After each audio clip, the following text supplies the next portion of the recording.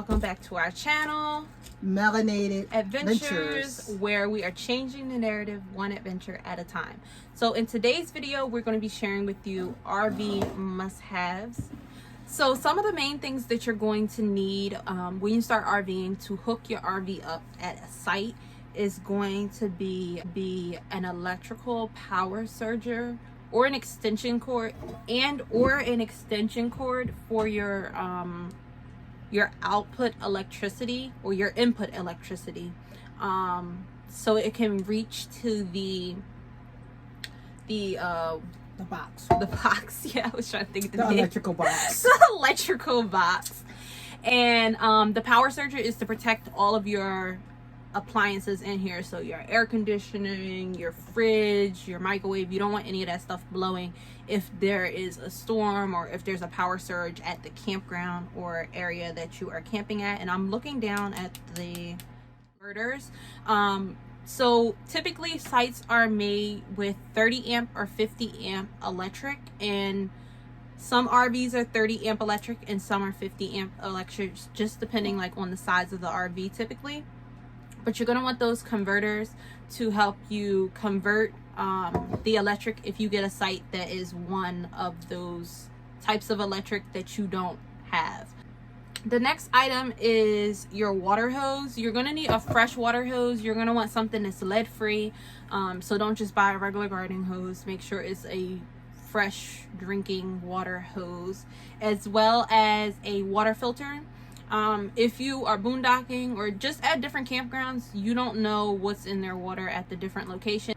You're going to need your sewer hose, your black sewer hose, to get rid of all of your wastewater and liquid. Is a small pot. This is an electric pot. It has a cord, and we can cook anything in it. It cooks fast, quick, easy to clean, and easy to put away.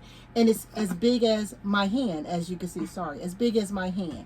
So this is very important, because when you don't want to use the propane, you can use electric. And you can use that for even tenting, if you're tenting. Because usually when you tent, you have some type of electric, if that's what you order. Okay. We also have the air fryer. I'm not going to take this out the box, okay? No, we're not going to take it out the box. But it's a tiny air fryer. Super small, super compact. This is my hand, so for comparison, it's super small.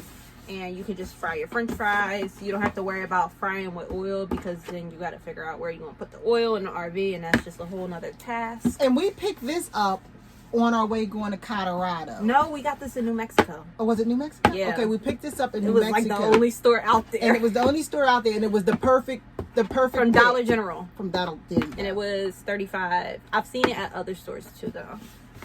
Okay. And we also have for breakfast a waffle maker. Once again, it's the size of your hands. Yes. I have long fingers, but the size of the hands. And we also have a older this from Walmart. From Walmart, a George Foreman, but once again, it's for two people. It's really small, really compact, and you can put all this stuff away really neat, really quick, and you don't have much to clean up. That's what we love about it. So topic is like bedding and things like that. So one of the things that you need is a mattress topper.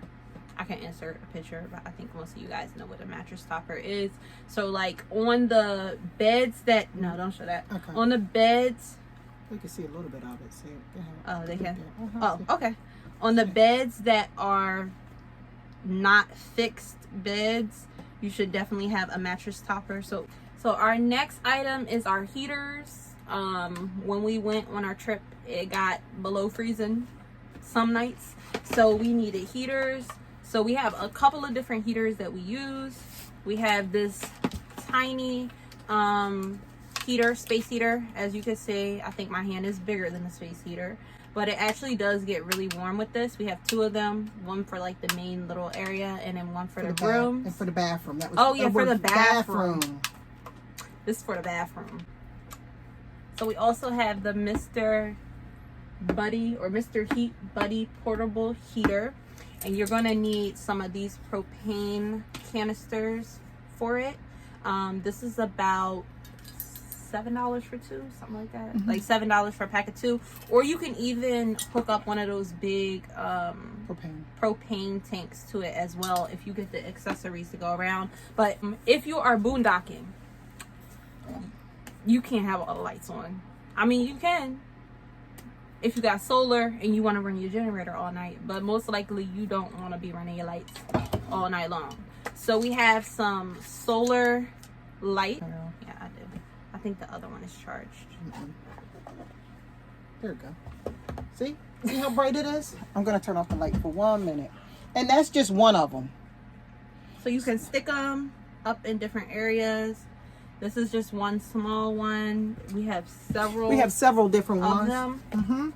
So that's very important because if you don't have solar pattern, you don't want to run down your battery.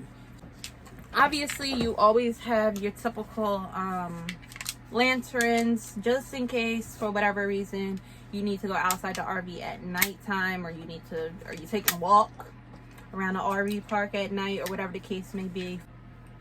So another thing that is very helpful to keep down like humidity and moisture in the RV, because you don't want mold in your RV, is a dehumidifier. And as you can see, it's water in there. How long it's been? About a week, maybe 2 weeks. 2 weeks worth of water. 2 weeks worth of water. And we're not even living in it right now. Like, right. It's just sitting and it's still creating moisture. There's no heat on in here on a regular basis, and it's still creating moisture. So this is very important. We have two of them. We have one in the kitchen, and this came from the bathroom. So this is very important to have to keep the mold down, keep the moist out. And another item is going to be, they have like lots of different brands, but it's just going to be like a moisture absorbing, I don't even know what to call it. Now, guess what? If you're in a small space, that means your bathroom is near your kitchen, and guess what?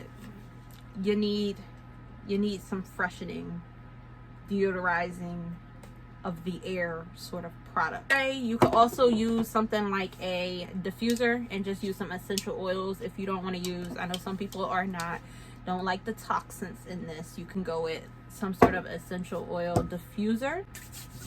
Our next category is kind of like electronics. You can get hotspots.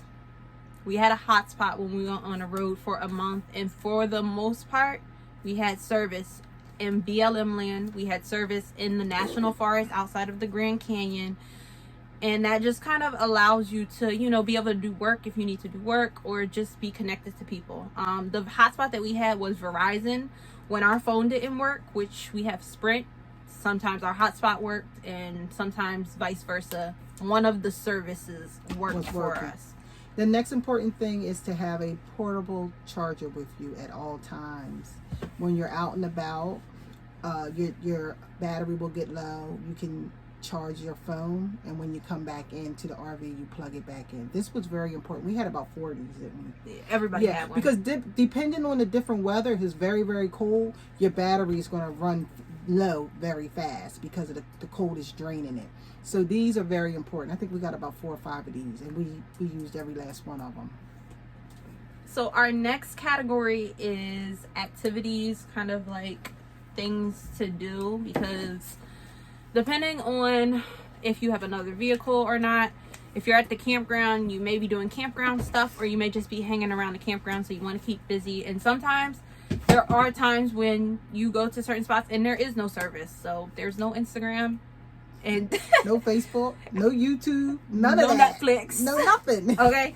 So you can use board games and things of that nature to like keep yourself busy.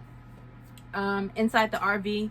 We also decided to buy a blow-up canoe instead of a hard shell canoe. A lot of the campgrounds that we went to, there's some sort of body of water, and everybody comes with canoes and stuff to get in the water, and we went with the collapsible, like inflatable canoe just for space and storage, because I think it would be kind of hard to store one of those big hard shell unless you was pulling a trailer on a truck or something like that.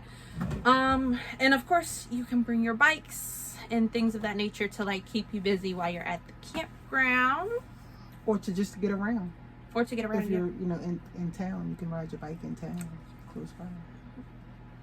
So yeah, so they're the things that you need. I think we covered a good amount of stuff that you can use when you are RVing. So if you guys all enjoyed this video, make sure you like, comment, subscribe, and share our video as we try to change the narrative one adventure at a time. Shalom. Shalom.